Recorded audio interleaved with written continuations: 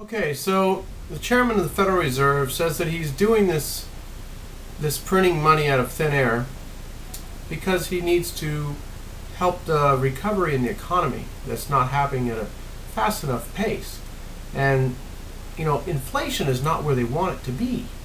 With the way they figure inflation is they cut out food and energy, and they just look at things like cars and televisions and things like that. Well, people are buying food and energy every day, so to take those things out, that it makes no sense. I mean, it makes sense for them because they want to manipulate the numbers down to where it shows 1%.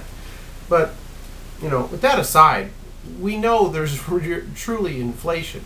Anyone who knows the definition of inflation knows that inflation is the increase in the money supply, inflating the money supply. It's not rising prices, but they want everyone to think it's rising prices so that they can say, oh, well, the prices are all rising because of greedy capitalists, and that they're just raising their prices because they're greedy.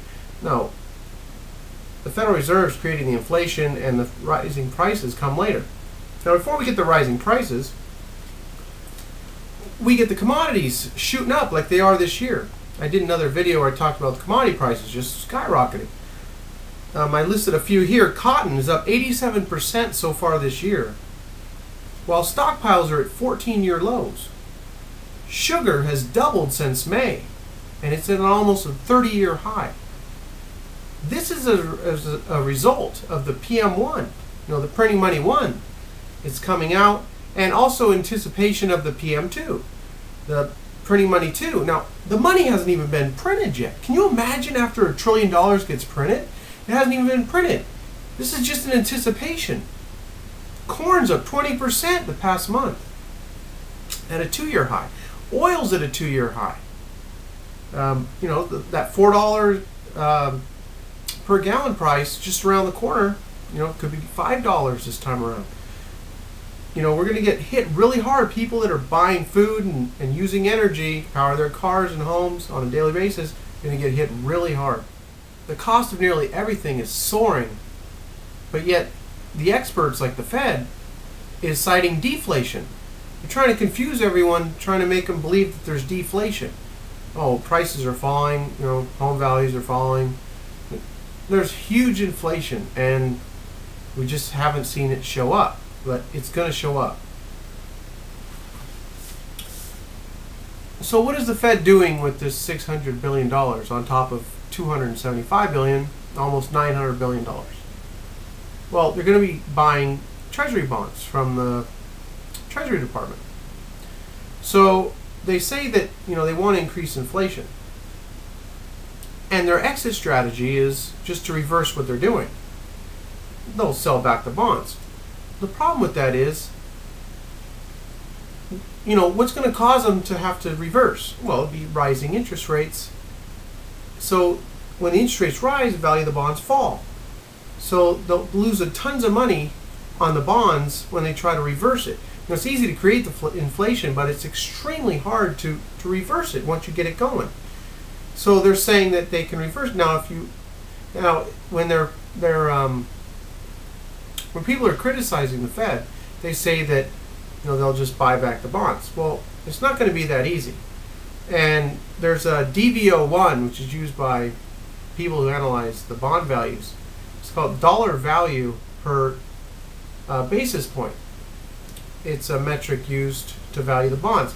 And basically what it is it's extra shot in the arm to the Fed, because interest rates are so low that DV01 is higher for when the bond values drop, interest rates rise. That drop in the value of the bond is more than if it would have been if interest rates were higher when they took them out. So they're just getting hit harder because they're buying all these bonds at real low interest. Before I wrap this up, there's one last thing I wanted to touch on, which I think is important. One of the main problems with our economy is the fact that we don't manufacture anymore. There's no more production. It's all been shipped overseas. Now, this is not going to be easy to fix. Printing money is definitely not going to fix it. It's just going to steal from you and I. A few facts here I wanted to, bring to your attention. 1959, the U.S. could have fed 5 times the world's population. Now we import 30% of our food. According to a new study conducted by Thomson Reuters, China could be the global leader in patents by next year. The United States has lost approximately 42,400 factories since 2001, with an average of 500 workers at least 75% of those factories. So we're talking like 15 million workers. The United States has lost a staggering 32% of manufacturing jobs in the past 10 years. These are the types of things that are bringing this country down. And of course I'm not happy what's happening to my country, but we can't just keep our head in the sand. You got to talk about this type of stuff. When you see numbers like manufacturing employment in the US computer industry is lower now than it was in 1975. That's 35 years ago was the last time we had, this amount of people in the computer industry. And one of the last staggering facts is the fact that there's less than 12 million Americans working in manufacturing. The last time that this happened was 1941. We've always had more than 12 million people in manufacturing since 1941, but now we're back to that level. How can you have a productive economy and have it grow by just printing money and having service-oriented jobs? We have to produce. We can't just keep borrowing money and buying all of China's crap. That's all coming down. In the next few years, there should be a dollar currency collapse, currency crisis. You can look at, all I do is talk about how to prepare for that. Precious metals, things that are denominated in other currencies. You cannot be in the US dollar. It's funny money. You just can't be in it.